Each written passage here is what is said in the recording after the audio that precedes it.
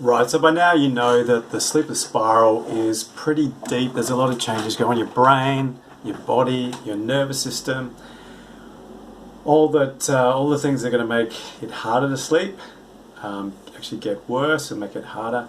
And all the things that help you sleep in the sleepless spiral, those things actually get weaker and unable to help you fall asleep. So given all those changes that happen in your brain and your body and your nervous system, how can we actually recover from this? And as I said in the last video, it's multifactorial.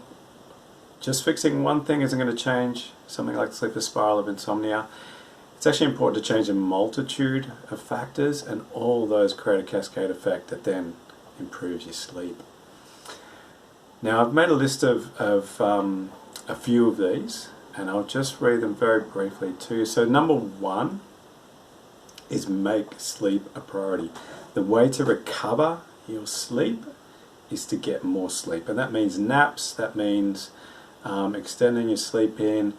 Whenever you can get sleep, make sure you get sleep, because sleep is a thing that it replaces that rebound deep sleep that you need and the growth hormones to recover. It replaces the rebound REM sleep that you need.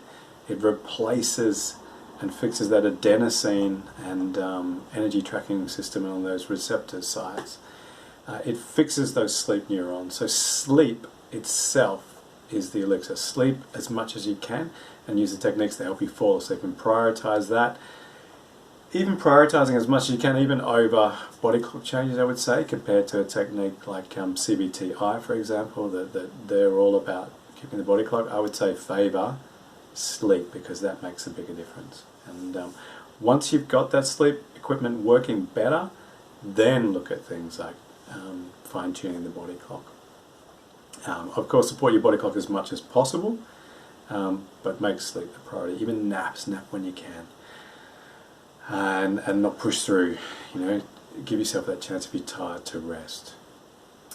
Okay, number two, become your own biochemical producing factory, and by that, make your own medication. Your body is programmed to do this. It makes GABA, it makes acetylcholine, it makes melatonin and serotonin. Your body's designed to do this. So focus on the practices that are going to support that. And there's a whole lot of those, particularly balancing the stress with relaxation. So on that, number three, dissolving stress. I'm not talking coping and managing stress. I'm actually talking putting in place some changes in the way that you approach things to dissolve the stress. So the research coming out now, there's ways of changing memories, of changing the way your brain works, and those create a thing called fear extinction and reprogram your brain to turn off the amygdala, turn off that fear response. So look into those methods of actually reprogramming the brain, because they'll make a massive difference to your stress system and how calm you are, no matter the situation around you. Being able to be calm and grounded and focused in that. Touching on that is using epigenetics, and epigenetics is changing the genes in your cells. Were once thought to be fixed, and that was destiny, but now we know they actually change. They change constantly. They change every second, and they change based on the environment around the cell. Now, the biggest factors in the environment are what you eat, the environment you place yourself in, and what you think creates the chemical environment around those cells that changes the epigenetics, changes the expression of the proteins that cell creates, changes the way that whole cell operates to make you more resilient, to make you calmer, to give you more energy. So focus on the practices that boost your epigenetic predisposition then to being resilient to stress and sleeping better, so the things that help you sleep better.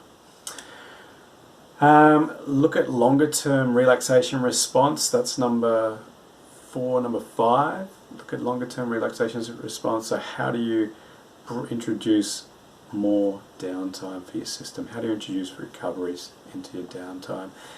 How do you get more control over your system and allowing it to be in a recovery state and repair and maintain and improve itself?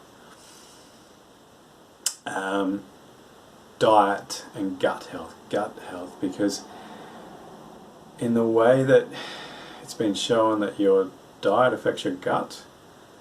But the other thing that affects your gut is your thoughts. Have been scientifically proven, the stress states and emotions have scientifically proven to create digestive issues. So if improving your diet may not be enough, actually looking at those thought processes, the impact on your digestion, and what they call the gut-brain axis, is critical in aiding recovery. There's other processes along the lines of epigenetic called neuroplasticity and neurogenesis. So growing new nerves, and your brain does that anyway, and it grows 1 millimeter every day. So if you're going to grow new nerves, let's grow the ones that matter. Let's grow the ones that help you sleep better, the ones that help you resilient to stress. Neuroplasticity means, okay, let's rewire that brain that you have. Rewire it so it's actually functioning in your favor to help you fall asleep, help you feel more relaxed, and help you feel calmer. And on the gut health, again, 90% of things like dopamine and serotonin are made by your gut, so that's so important, that gut-brain axis, because the gut creates the chemicals that your brain needs to feel well, and it creates the chemicals that let your immune system and other functions work better. The final thing to look at, and there's more things that will change the system, but this is the major one, is the vagal tone. So as we spoke about in the night waking, that vagal tone plays such a big role in your health, in inflammation, in conditions like arthritis and autoimmune conditions. So look at that, and look at the practices that create a better vagal tone, and those ones in the process will generate chemicals like NPY, that miracle trauma healing molecule that your body makes, that is a sleep promoter. It's just like a sleeping tablet with no bad side effects for you.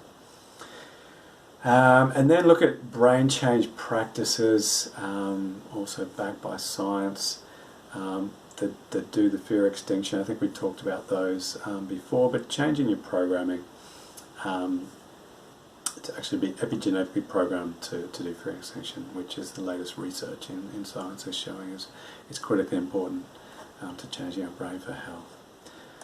So that's a whole list of important factors for the sleepless spiral.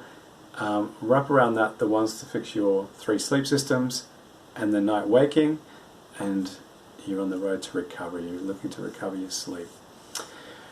So they're the critical important factors to look at. Now, if you're okay to do those on your own, go ahead. If you do feel you want some support, we're always here, and let us know. We've got some courses and things we can offer you that will work you step by step through the process that do those things to help you recover your sleep. Okay, so the next thing we're going to do today, join me in the next video where we'll look at your neurocalm, and we're looking at that one today to help you, obviously impacts on all these systems, help your recovery in the long term as you've learned, and today we're going to look at how you're going to use that to improve your sleep again.